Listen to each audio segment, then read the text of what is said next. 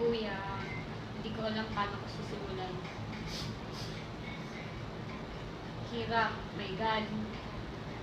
Day by day, lagi kong iniisip kung totoo bang lahat or nananaginip ba ako. I cannot imagine that you're really gone. Hindi ko pa din ma-accept.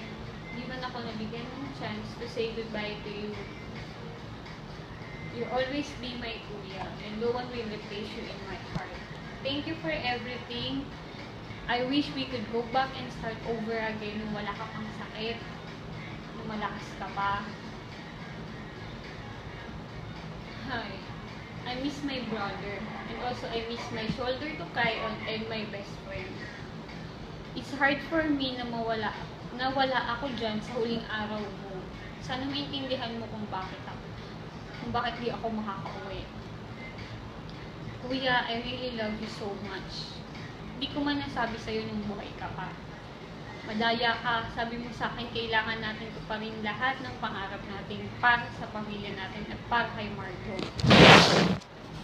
Don't worry, kahit wala ka na, tuparin ko pa din yun isa-isa.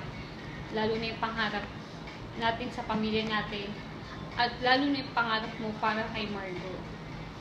Mahirap mawalan ng kuya sa hindi ko inaasahang panahon. Akala ko pag uuwi ako dyan, kompleto tayo.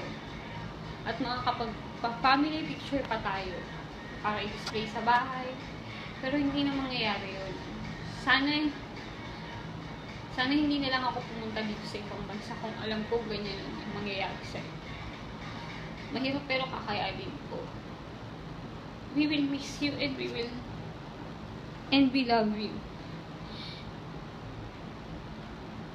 Lagi mo kaming gagabayan. Ako nang bahala kay Margo at kay Lananay.